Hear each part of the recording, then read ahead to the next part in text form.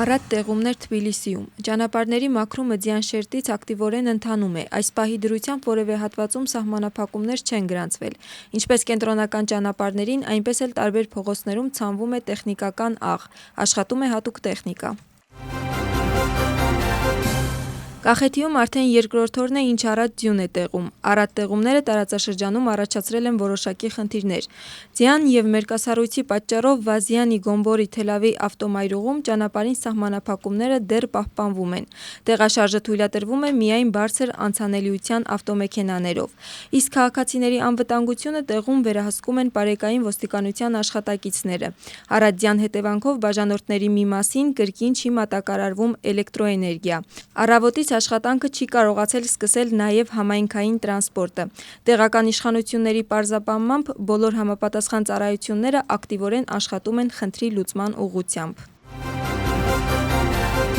Ձյուն է տեղում նաև Շիդաքարթլիում։ Այս պահի դրությամբ Գորիի քաղաքապետարանի որևէ գյուղի, այդ թվում լեռնային գյուղերի մուտքի ճանապարհը փակ չէ։ Քաղաքապետարանի տեղեկացմամբ մոբիլիզացված են բոլոր համապատասխան ծառայությունները, մաքրվում են ճանապարհները, ինչպես ներքին, այնպես էլ կենտրոնական։ Ցանվել է տեխնիկական աղ։ Հասարակական տրանսպորտը շարժվում է առանց խափանումների։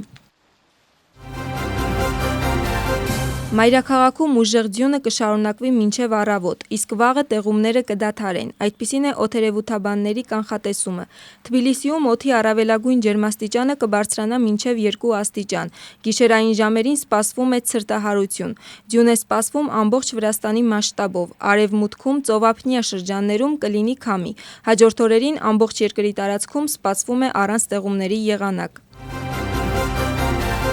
Իսպանիայում երկու արագընթաց գնացքների բախման արդյունքում զոհվել է 39 մարդ, վիրավորվել 170։ Նրանցից 75-ը հիվանդանոցում են, 15 անձի վիճակը ծանր է։ Միջադեպը տեղի է ունեցել հարավային Իսպանիայում, Կորդոբա քաղաքի մոտակայքում։ Տարածված տեղեկություններով Մալագայից Մադրիդ ուղևորվող արագընթաց գնացքը, որի մեջ գտնվել է մոտ 300 ուղևոր, դուրս է եկել երկաթգծերից և բախվել հակառակ ուղղությամբ ընթացող գնացքին։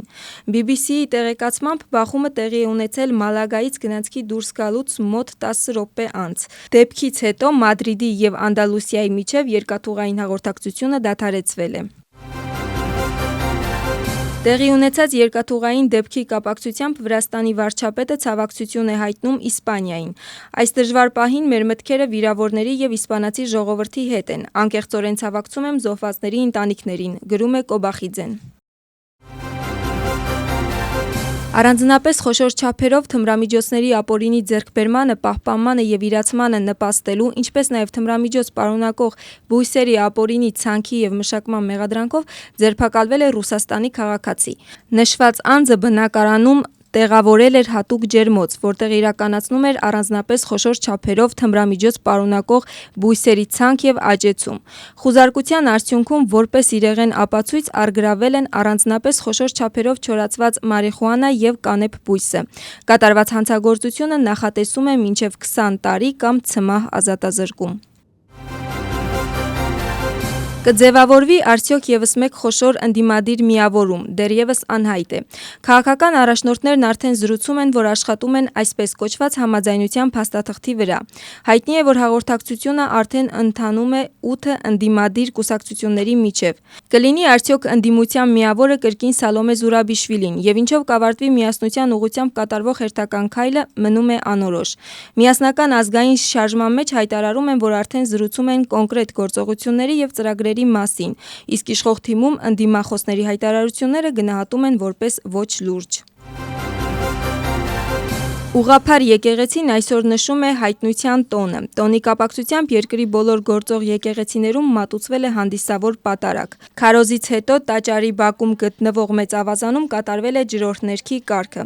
Օրհնված ջուրը հավատացյալները տանում են իրենց տուն։ Ըստ ավետարանի Հովհաննես Մկրտչին Հորդանան գետում մկրտել է Հիսուս Քրիստոսը։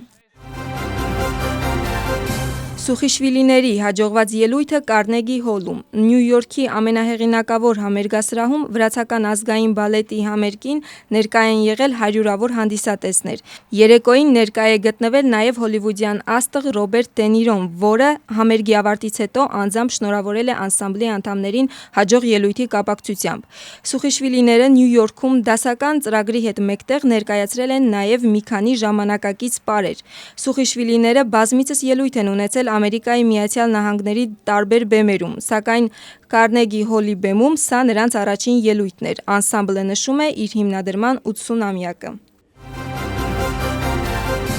Վրաստանում հիմնադրվել է նոր պրոֆեսիոնալ մարտական լիգա՝ Georgian Combat League։ Հիմնական առաքելությունն է տարածաշրջաներում տաղանդավոր երիտասարդ մարզիկների բացահայտումն ու պատրաստումը միջազգային մրցահարթակների համար։